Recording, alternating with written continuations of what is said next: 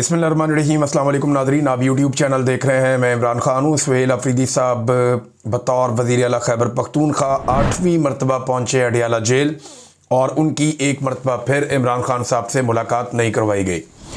ये एक ज़िद है जो पकड़ी हुई है पाकिस्तान की मिलिट्री एस्टेब्लिशमेंट ने कि सुहेल अफरीदी ने अगर मुलाकात करनी है तो पहले आकर हमारे साथ मुलाकात करें, उसके बाद उनकी इमरान ख़ान साहब से मुलाकात करवाई जाएगी। फिर इस ज़िद के बीच में एक मजबूरी भी आ गई कि नोटिफिकेशन जिसका आज का दिन बताया जा रहा है कि आज के दिन में नोटिफिकेशन हो जाएगा आर्मी चीफ के हवाले से, जो कुछ भी उनको चाहिए वो सब कुछ उन्हें आज मिल जाएगा। और अभी तक कभी खबर आती है कि नोटिफिकेशन हो गया, कभी खबर आती है कि नोटिफिकेशन नहीं हुआ। तो ये जिस तरीके से चीज़ें चल रही हैं ऐसे तो हो ही जाएंगी। शहबाज शरीफ साहब लंदन पहुँच गए हैं तो ये तो मसला कोई नहीं है। जिन्होंने साइन करवाना होता है वो करवा के रख भी लेते हैं नोटिफिकेशन। कोई बड़ी ही अजीब बात होगी अगर कोई और चीज़ हो गई, वरना नॉर्मली तो जूते पॉलिश की पॉलिसी है पाकिस्तान में, वही चलती है। जैसा नोटिफिकेशन मांगा जाएगा वैसा नोटिफिकेशन हो जाएगा। आमतौर पे तो ऐसे ही होता है। तो नाजरीन, सुहेल अफरीदी साहब दोबारा अडियाला जेल के बाहर पहुंचे। उन्होंने कोशिश की इमरान खान साहब से मुलाकात करने की। ये 8वीं मरतबा वो अडियाला जेल के बाहर गए हैं। यहाँ सुहेल अफरीदी साहब ने फिर धरना दिया। वो काफ़ी देर तक अपने कारकुनों के साथ बैठे रहे। उन्होंने अडियाला जेल की इंतज़ामिया को पैगाम भी भेजा और वहाँ से जवाब भी लिया। काफ़ी देर तक बातचीत करते रहे। अब जो चीज़ें सुहेल अफरीदी ने वहाँ पे आकर कहीं वो मैं आपके सामने रख देता हूँ। एक तो उन्होंने कहा जी 8वीं मरतबा इमरान खान साहब से मुलाकात करने के लिए मैं आया हूँ और शराफत के साथ मैं यहाँ पे पहुँचा हूँ इमरान खान साहब से मुलाकात करने के लिए। इसमें उन्होंने एक पैगाम तो भेजा। एक तो ये कहा कि इमरान खान की सेहत के बारे में इंटरनेशनल मीडिया पर खबरें और अफवाहें चल रही हैं। उन खबरों के बाद पाकिस्तान तहरीक-ए-इंसाफ और कारकुनान में तशवीश बढ़ रही है। टेंशन मज़ीद बढ़ी तो कौम सड़कों पर आएगी। हमारी इमरान खान से मुलाकात करवाएं ताकि हम कौम को उनके बारे में बताएं। अगर हमें मिलने नहीं दिया जाता तो फिर अगले लायामल का ऐलान करेंगे। सुहेल अफरीदी साहब ने यह स्टेटमेंट दिया। दूसरा जो उनका एक और बयान, उन्होंने कहा जी कर्नल साहब को बताएं कि अडियाला जेल के अंदर जेलर है या कर्नल है। वैसे तो इमरान खान साहब भी कहते हैं कि एक कर्नल है जो कंट्रोल करता है और पाकिस्तान तहरीक-ए-इंसाफ का ये मानना है। वैसे भी देखें ना, आसिम मुनीर साहब के कंट्रोल में है सारा मुल्क। वही फैसला करते हैं क्या करना है क्या नहीं करना। वरना आईन और कानून के मुताबिक तो कैदी की मुलाकात हो जाती है, फैमिली के साथ तो ज़रूर हो जाती है, वकला के साथ भी हो जाती है। लेकिन यहाँ पे सुप्रीम कोर्ट भी बेबस है, हाई कोर्ट्स भी बेबस हैं, आईनी अदालतें भी बेबस हैं। वज़ीर आज़म कहता है मैं पूछ कर बताऊँगा, वज़ीर आला को लेटर लिखा वो जवाब देने के काबिल नहीं है। तो ये सारा मामला आसिम मुनीर साहब का है। देखिए, मैं बार बार ये कह चुका हूँ, इस वक्त पाकिस्तान में जो लड़ाई है वो आसिम मुनीर और इमरान खान के बीच में। इमरान खान जो है वो मज़ामत की वो लड़ाई लड़ रहा है जो पाकिस्तान में गुज़िश्ता 70 साल से लड़ी जा रही है, और आसिम मुनीर साहब जबर के वो अलमबरदार हैं जो पाकिस्तान में मिलिट्री एस्टेब्लिशमेंट गुज़िश्ता 7 दहाइयों से कर रही है। तो ये दोनों यहाँ तक पहुँचते पहुँचते अब एक तरफ इमरान खान खड़े हैं, एक तरफ आसिम मुनीर खड़े हैं, और कोई ये सादी बात यही है कि इन दोनों की लड़ाई है। बाकी सारे तो इसमें ना 3 में ना 13 में। तो इसमें जो सुहेल अफरीदी साहब ने कहा कि कर्नल साहब को बताएं कि 8वीं बार आ रहा हूँ, 4.5 करोड़ लोगों का नुमाइंदा हूँ, तलखियाँ और नफरत बढ़ा रहे हैं। खैबर पख्तूनख्वा के वज़ीर आला ने वहाँ पे पुलिस एहलकारों से ये बात की और उन्होंने कहा जी अंदर जाके अब आप ये कर्नल साहब को बता दें। और इसके अलावा मज़ीद बातें भी उन्होंने की। उन्होंने बताया जी कि मुझे बार बार रोका जाता है, तहरीरी तौर पर मुझे बताया जाए कि अदालती अहकामात क्यों नहीं माने जा रहे। मुझे रोके जाने पर आपने पहले कोई तहरीरी वजह नहीं बताई, आज तो बता दें। 7 मरतबा पहले आया हूँ, 8वीं मरतबा आज आया हूँ। फिर उन्होंने कहा ज़बरदस्ती हालात को ख़राब किया जा रहा है, बार बार अदालती अहकामात नहीं माने जा रहे, एक सूबे के साथ सौतीली माँ जैसा सलूक किया जा रहा है। 4.5 करोड़ आवाम का नुमाइंदा हूँ। और साथ उन्होंने ये कहा उसे रोक दिया जाए, ये अच्छी बात नहीं है। कल दूसरे सूबे में किसी और के साथ होगा तो आपको अच्छा लगेगा, ये भी सवाल उन्होंने पूछा। आप नफ़रतें और तलखियाँ बढ़ा रहे हैं, ये नफ़रतें और तलखियाँ पाकिस्तान के लिए नुकसानदेह हो सकती हैं। 8वीं मरतबा शराफत से आ रहा हूँ, आपसे बात करता और आराम से बैठ जाता हूँ। आप लोगों को एहतियात करनी चाहिए, बार बार पेशावर से अडियाला आना और जाना कोई आसान बात नहीं है। अब ये सारी बातें जो हैं वो सुहेल अफरीदी ने की। इसके अलावा उन्होंने जो 5300 अरब की एक करप्शन हुई पाकिस्तान में, जिसका सुराग IMF ने लगाया, और उन्होंने बताया जो IMF ने पूरी एक चार्जशीट शाया की। अगर कोई इसको पढ़ लेना रिपोर्ट को, या सिर्फ इसके मेन नुकात पढ़ दे, तो उसको आइडिया हो जाएगा कि पाकिस्तान की हुकूमत इस वक्त कितनी बदतरीन कारकर्दगी दिखा रही है। अगर मियाँ नवाज शरीफ साहब ने, अव्वल तो मियाँ साहब को पढ़ने का शौक ही नहीं है, मियाँ साहब को आप कुछ भी लिख कर दे दें वो पर्ची के अलावा कुछ नहीं पढ़ते। मियाँ साहब ने अगर ये रिपोर्ट पढ़ी होती तो मियाँ साहब कभी भी मीडिया के सामने आने की जरूरत ना करते, नवाज शरीफ साहब कभी ना आते मीडिया के सामने। लेकिन क्योंकि उन्होंने रिपोर्ट पढ़ी नहीं और पढ़ने लिखने की उनको आदत ही नहीं है, लिहाजा उन्हें क्या पता कि इस रिपोर्ट के अंदर क्या लिखा हुआ है। बहरहाल इसके बाद वज़ीर आला ने कहा जी हमने बाइकआउट किया और 95% लोग जो है वोट देने के लिए निकले ही नहीं, और काफ़ी देर तक वहाँ पे वो एहतजाज करते रहे। महंगाई के बारे में, बेरोज़गारी के बारे में उन्होंने बात की। इसके ऊपर बड़ी डिटेल मेरे पास मौजूद है, मैं वीलॉग में आगे चल के आपको बताऊंगा। लेकिन मियाँ नवाज शरीफ साहब के ऊपर तनकीद शुरू हो गई है, हत्ता कि मियाँ नवाज शरीफ साहब के जो अपने लोग हैं मीडिया के अंदर या सिविल सोसाइटी में जो मियाँ साहब को सपोर्ट करते हैं, वो भी मियाँ साहब पे तनकीद करना शुरू हो गए। मियाँ साहब ने जब ये कहा कि क्यों निकाला और इमरान खान साहब को क्यों लाया गया, तो ये जो लोग हैं उनको भी सज़ा मिलनी चाहिए। तो आज मियाँ साहब आपकी हुकूमत है, आप दें ना सज़ा उन लोगों को। जिन जजों पे आपको एतराज़ है आप उन जजों के खिलाफ कानूनी कार्रवाई करें, लाएं उनके केसेस अदालतों के अंदर, पता चल जाएगा। जनरल बाजुआ भी यहीं पे है जिसके दौर में आपको निकाला गया, जनरल आसिम मुनीर भी यहीं पे है जिनके बारे में ये कहा जाता है कि वो दुबई से आपका अकामा लेकर आए थे। जनरल फैज़ वो गिरफ्तार है, दें उसको सज़ा। जनरल आसिफ गफूर वो भी पाकिस्तान में ही है। जनरल इरफान जिसके बारे में ये गालिबन यही नाम था, दावा किया गया कि मरियम नवाज को क्रश कर दो, वो भी इधर ही है। बाकी सारे जर्नैल भी उधर ही हैं। किसी के खिलाफ तो कार्रवाई कर लो भाई, और नहीं तो जो पापा जॉन्स वाला जर्नल था, जनरल आसिम सलीम बाजुआ, आप लोगों ने तो बड़ी छलांगे मारी थी और जलसों में तकरीरें की थी, तो उसके खिलाफ कानूनी कार्रवाई कर लो।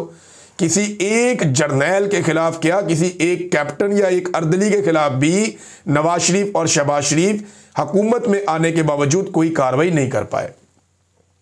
फर्ज करें कल इमरान खान की हुकूमत आती है और इमरान खान भी कोई कार्रवाई नहीं कर पाता, तो ये तो इमरान खान साहब के लिए भी ये सवाल होगा, लेकिन जब आएगी तब देखेंगे। लेकिन आज तो मियाँ नवाज शरीफ साहब और उनका इनकलाब जो है वो कटहरे में खड़ा है। नवाज शरीफ इनकलाबी बनने की एक्टिंग करते हैं। अभी भी कोई सहाफ़ी लॉन्च किए गए, वो ये कह रहे हैं कि जी मियाँ साहब एक्चुअली जो है वो सिविलियन सुपरमेसी के हामी हैं और वो जो है आमरीत के ख़िलाफ़ हैं। लेकिन मियाँ साहब ने तो सारे इख्तियारात उठा के आर्मी चीफ को दे दिए, सारी ताकत, मुराद और इस्तिस्ना उठा के आर्मी चीफ को दे दिया, और वो उसी का इंतज़ार कर रहे हैं और तो किसी चीज़ का इंतज़ार नहीं है। तो मियाँ नवाज शरीफ साहब इनकलाबी कोई नहीं है। मियाँ नवाज शरीफ साहब को कोई धोखा धोखा नहीं दिया गया।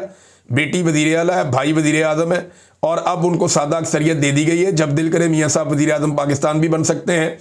अगर थोड़ी सी भी PMLN के अंदर हिम्मत बाकी है तो फिर वो अपने वज़ीर आज़म को चेंज करे ना, वो लेकर आए। नवाज शरीफ साहब के अंदर तो बड़ी ख्वाहिश बार बार पनप रही है कि जनाब मैं वज़ीर आज़म बनना चाहता हूँ, तो बनाए फिर मियाँ नवाज शरीफ को वज़ीर आज़म। जो कर रहा है पीछे बैठ के वही सामने आकर करे जो करना है। नादरीन, तोशाखाना 2 केस जो है इसके बारे में इंफॉर्मेशन है कि ये केस 20 दिसंबर तक मुलतवी कर दिया गया। ये आज के दिन अदालत में केस लगना था जेल के अंदर, और इमरान खान साहब से मुलाकातें हो जानी थी, इमरान खान साहब के वकला की, लोगों की, फैमिली की और सहाफ़ियों की भी।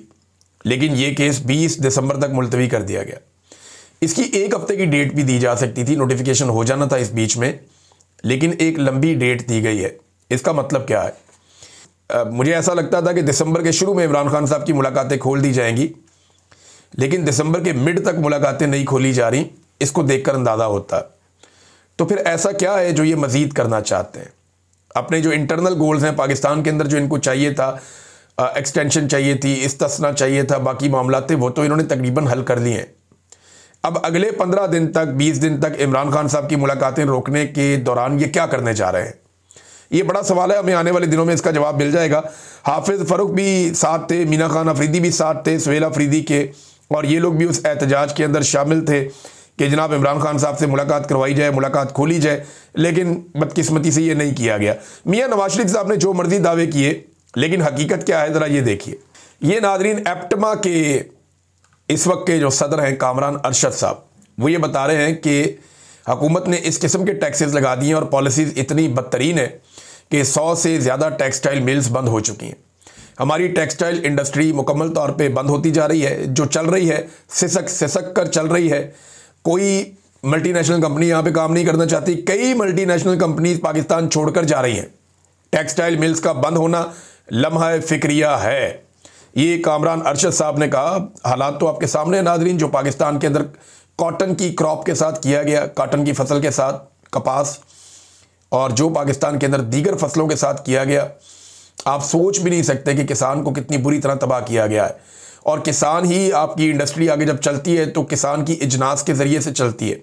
और टेक्सटाइल इंडस्ट्री का बड़ा इन्हिसार था, लेकिन अब महंगी कपास बाहर से इंपोर्ट करते हैं और काम करने के लिए है कुछ नहीं।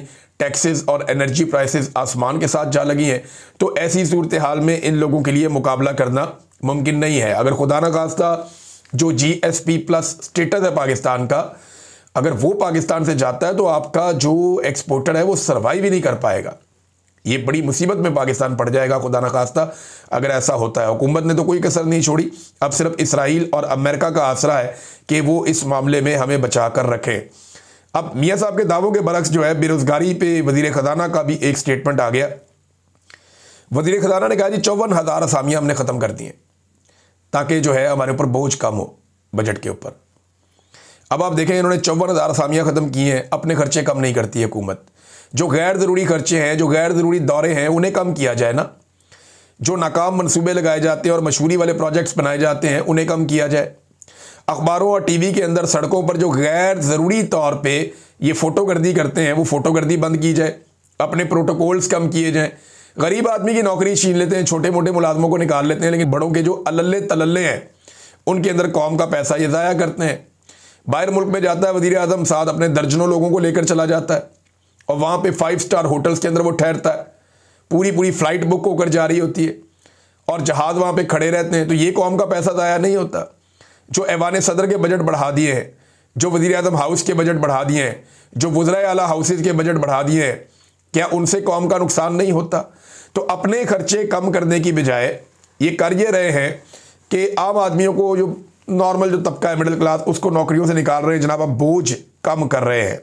शौकत बसरा साहब ने इसके ऊपर एक स्टेटमेंट दिया है। वो ये कहते हैं बेरोजगारी 21 साल का रिकॉर्ड तोड़ रही है, सरमायाकारी 51 साल का रिकॉर्ड तोड़ रही है, गुर्बत 30 साल का रिकॉर्ड तोड़ रही है, करप्शन 50 साल का रिकॉर्ड तोड़ रही है और कर्ज लेने के पाकिस्तान ने सारे रिकॉर्ड अब तक के, पाकिस्तान बनने से लेकर अब तक के सारे रिकॉर्ड तोड़ दिए हैं। और बूट पॉलिश करने का 1947 से लेकर आज तक का पूरा रिकॉर्ड टूट गया है। ये कारकर्दगी है ज़िया-उल हक की, रूहानी औलाद, शरीफ खानदान और फार्म 47 की जाली हुकूमत की। शौकत बसरा साहब ने अल्फाज तो सख्त इस्तेमाल किए, लेकिन मेरे ख्याल में हकायक यही हैं जो इस वक्त पाकिस्तान में किया जा रहा है।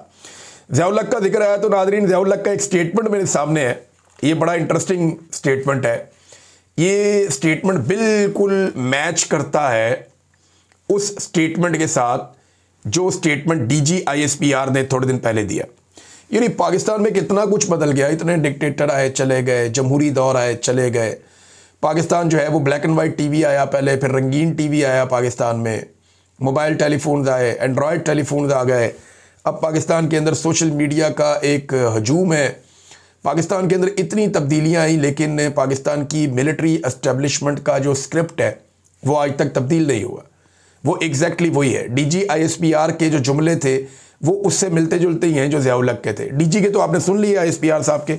अब ज़रा आप सुने जो ज़िया-उल हक साहब ने कहा। कुछ अनासर दियारे गैर में बैठकर मुल्क की सलामती के खिलाफ मंसूबे बना रहे हैं, बैरूनी ताकतों के बलबूते पर मुल्क में अफरा तफरी फैलाना चाहते हैं। कुछ लोग वो हैं जो बैरून मुल्क जाकर अपने ही मुल्क के खिलाफ जहर उगलने में हिचकिचाहट महसूस नहीं करते, यूँ मुमलिकत की जड़ें खोखली करते हैं। हुकूमत तनकीद के नाम पर किसी को कौमी सलामती से खेलने की इजाज़त नहीं दे सकती। जनरल ज़िया-उल हक। ऐसे ही जुमले जो हैं वो जनरल परवेज़ मुशर्रफ के भी थे। इसी तरह की बातें जो है वो याया खान भी करता था। इसी तरह की बातें आज भी DG ISPR ऐसी बातें कर रहे हैं। अयूब खान भी ऐसा ही था। फातिमा जिन्ना को भी इन्होंने गद्दार करार दे दिया था। तो अगर फातिमा जिन्ना गद्दार थी तो फिर हमें बड़ा फ़ख्र होता है जब कोई हमें गद्दार कहता है, तो क्योंकि ये रास्ता बहुत अच्छा है जिस पे फातिमा जिन्ना चली। आज वो मादरे मिल्लत हैं, पाकिस्तानी उनकी इज़्ज़त करते हैं, लेकिन फ़ौजियों ने उनके साथ जो जुल्म किया, जर्नैलों ने, वो भी तारीख़ का एक हिस्सा है। नाज़रीन, हमारे एक बड़े अच्छे, मुझे बहुत पसंद हैं, सुनील मंज साहब। ये गाड़ियों के हवाले से बड़े एक्सपर्ट हैं। मैंने एक दफ़ा इनसे ओपिनियन भी ली थी, पूछा था, 1 या 2 दफ़ा मेरी इनसे बात हुई। बड़े पोलाइट आदमी है, बड़े अच्छे इंसान हैं और मैं बड़ा पसंद करता हूँ। इनकी वीडियोस भी मैं देखता हूँ जब कभी गाड़ियों के हवाले से कोई चीज़ इंटरेस्टिंग जाननी हो या पाकिस्तान में क्या चल रहा है, तो सुनील मंच साहब को हम सुनते हैं। उनका मैं एक बयान देख रहा था, उन्होंने बड़ा स्वीपिंग किस्म का स्टेटमेंट दे दिया, उससे बड़ी तकलीफ़ हुई मुझे भी और दीगर पाकिस्तानियों को। मैं कमेंट्स देख रहा था, पाकिस्तानियों को भी काफ़ी तकलीफ़ हुई। उन्होंने कहा मैं फ़ौज पर तनकीद बर्दाश्त नहीं कर सकता। तो किसी बच्चे ने कोई बात की तो मैंने कहा बेटा, ये अभी जब लड़ाई हुई थी तो बॉर्डर पे अब तुम्हारे अब्बा लड़ने गए थे, तो उसके अब्बा क्यों लड़ने जाएंगे बॉर्डर पे? उसके अब्बा का क्या काम है बॉर्डर पे जाके लड़ने का? उसके अब्बा तो टैक्स देते हैं ना। ये पाकिस्तान एक गरीब मुल्क है, ये गरीब मुल्क के लोग टैक्स देते हैं, उस टैक्स के ज़रिए से हम एक बहुत बड़ी फ़ौज तैयार की है हमने। और ये फ़ौज हमने ऐसे ही तैयार की है जैसे अमेरिका ने, बरतानिया ने, यूरोप के ममालिक ने, इंडिया ने, सारे मुल्कों ने अपनी अपनी फ़ौज तैयार की है टैक्सेस देकर। और उन सबकी फ़ौजें हिफाजत करती हैं और वो सब लोग अपनी फ़ौजों की इज़्ज़त करते हैं जैसे हम करते हैं। मामला फ़ौज का नहीं है, ये स्वीपिंग स्टेटमेंट है। लोग तनकीद फ़ौज पे नहीं करते। इमरान खान क्या कहता है? वो कहता है जी मुल्क भी मेरा, फ़ौज भी मेरी। जो लोग बॉर्डर के ऊपर अपनी जानें दे देते हैं, कुर्बान कर देते हैं, उनकी कुर्बानी तो लाजवाल है, लेकिन सवाल ये पैदा होता है कि क्या उस कुर्बानी को जवाज़ बनाकर चंद जर्नैल इक़्तिदार पे कब्जा कर सकते हैं? सवाल ये पैदा होता है ना। मिलिट्री एस्टेब्लिशमेंट की जो पॉलिसी है, जो पूरी फ़ौज को वो इस्तेमाल करते हैं अपने फ़ायदे के लिए, यानी जो खून बह गया बॉर्डर के ऊपर, वो तो बड़ा मुकद्दस खून है। जिस किसी ने जान दे दी वतन की हिफाजत के लिए, उसकी जान तो एक बहुत बड़ी कुर्बानी है। चाहे वो कोई पुलिस वाला है, चाहे वो कोई फौजी है, चाहे वो कोई डॉक्टर है, चाहे वो कोई सहाफ़ी है, चाहे कोई और है, आम शहरी है, उन सबकी जानें बड़ी कीमती हैं, वो सारे शहीद हैं। लेकिन सवाल ये पैदा होता है कि इन शहीदों की लाशों के बलबूते पर अगर कोई अपने इक़्तिदार को दवाम दे या अपने इख्तियारात में इजाफा करे तो क्या वो ठीक है? क्या मार्शल लॉ लगाने पे तनकीद की जाए तो ये कोई गद्दारी हो जाती है? क्या मिलिट्री एस्टेब्लिशमेंट जो घटिया पॉलिसीज बना के पाकिस्तान के इक़्तिदार पे काबिज है उस पर बात करना गलत होता है?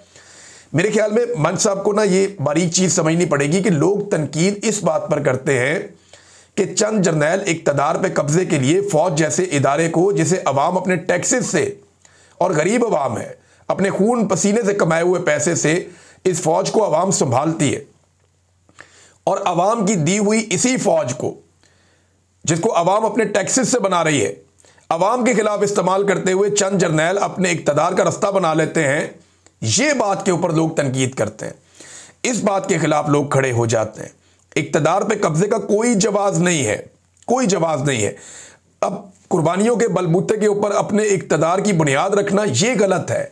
तो मंच साहब, जो तालिब इल्म आपसे सवाल कर रहा था, या जो लोग आपसे पूछते हैं, या जो आम एक तासुर है जो लोग बात करते हैं, वो ये करते हैं कि मार्शल लॉ नहीं लगना चाहिए, फ़ौज को इक़्तिदार पे कब्जा नहीं करना चाहिए।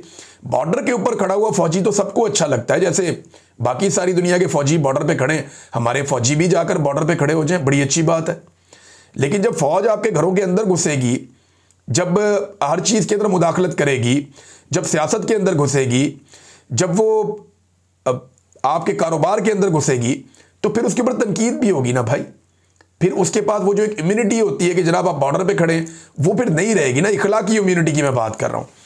तो नाज़रीन, ये एक छोटा सा मेरा गिला था। मैं उम्मीद करता हूँ कि इसको बड़े दिल के साथ थोड़ा सोचेंगे मंच साहब, और उनकी जो गाड़ियों वाला सारा एक सीन है वो तो मुझे बहुत पसंद है। लेकिन यहाँ क्योंकि मुझे तकलीफ़ हुई ये बात सुनने के बाद, बहुत सारे और लोगों को भी हुई, तो मैंने इसलिए कहा कि फ़ौज के ख़िलाफ़ नहीं है कोई भी। ये ऐसा नहीं है कि फ़ौज को गालियाँ देते हैं, मामला उस पॉलिसी के ख़िलाफ़ है जिसके तहत फ़ौज को सियासत में इस्तेमाल किया जाता है। हर मुल्क में फ़ौज होती है और हर मुल्क में फ़ौज की गुंजाइश होती है, लेकिन बाकी मुल्कों की फ़ौज ऐसे नहीं होती जैसे हमारे मुल्क की फ़ौज है, बदकिस्मती से। नाज़रीन, वाइट हाउस के बाहर फायरिंग का एक वाक़या पेश आया और ये बड़ा खौफनाक वाक़या हुआ। वहाँ पे गोली चली और उसके अंदर 2 जो हैं वो लोग हिट किए गए, अमेरिकन सिक्योरिटी फोर्सेस के। ये बंदा जनाब अफ़गानिस्तान का निकला और अब इसके ऊपर अलग अलग तरह की खबरें आ रही हैं, लेकिन रहमानुल्लाह लाकावाल, इस तरह कोई नाम है इस बंदे का, इसने नेशनल गार्ड्स के ऊपर फायरिंग की और 2 को ज़ख्मी कर दिया। ये बंदा 2021 में अफ़गानिस्तान से अमेरिका आया था और इसको ऑपरेशन अलाइज वेलकम के तहत अमेरिका लाया गया था। यानी ये अमरीकियों का साथी था, तालिबान का साथी नहीं था। एक बात आप क्लियर करें कि ये जो बंदा था जो अफ़गानिस्तान से अमेरिका है, ये अमरीकियों का वफ़ादार था। इसने फ़ौज को बहुत सहूलत फ़राहम की, फ़ौज के साथ बहुत काम किया, अमरीकी फ़ौज के साथ और नेटो फोर्सेस के साथ, और इसी इनाम के तौर पे इसको और इसके लोगों को अमेरिका लाया गया। अब ये बंदा अमेरिका में रहता था, इसने असाइलम भी अप्लाई किया हुआ था अमेरिका में डॉक्यूमेंटेशन के लिए, और इसकी जो दरख्वास्त है, पनाह की दरख्वास्त, वो मंजूर कर दी गई थी अप्रैल 2025 में। इसके सारे मामला ठीक चल रहे थे, लेकिन फिर अचानक ये क्या हुआ इसके साथ, और इसने ये फायरिंग क्यों की? देखें, इसके फायरिंग के वाक़े के बाद जो पहली चीज़ हुई वो ये हुई कि जितने भी अफ़गान पनाहगज़ीन अमेरिका में मौजूद हैं, उन सब की डॉक्यूमेंटेशन के ऊपर काम रोक दिया गया है। मैं अभी इसको यहाँ पे रोक लेता हूँ, आप खुद सोच लें कि ये मामला कैसे हुआ। क्या ये मामला इस तरीके से हुआ कि ये शख्स अमरीकी मुखालिफ हो गया, हालांकि इसको तो सब कुछ दिया अमेरिका ने, या फिर इस शख्स को इस्तेमाल किया गया और इसके ज़रिए से अफ़गानियों का अमरीका के अंदर जो कागजी सिलसिला एक चल रहा था वो सिलसिला रोक दिया गया? अब इस पर आप कुछ नहीं कह सकते, लेकिन फ़िलहाल वहाँ पे बहुत हाई अलर्ट है। अब ये अमेरिकन ज़्यादा बेहतर जानते हैं उन्होंने इस मामले को कैसे निपटना है। दुनिया की बेहतरीन एजेंसीज, दुनिया की बेहतरीन सिक्योरिटी फोर्सेस, दुनिया का बेहतरीन इन्वेस्टिगेशन सिस्टम वो उनके पास है, और ये उनका बड़ा हसास मामला है। तो वाइट हाउस के करीब फायरिंग के नतीजे में जो कुछ हुआ, अब इसके ऊपर फौरी तौर पे वो एक्शन ले रहे हैं। वाशिंगटन में सिक्योरिटी बहुत बढ़ा दी गई है, 500 फौजी मजीद वहाँ पे लगा दिए गए हैं, और ये सारे इक़दाम डोनाल्ड ट्रंप के अहकामात के बाद लिए गए। अब तक के लिए इतने, अपना ख्याल रखिएगा, अपने चैनल का भी। अल्लाह हाफ़िज़।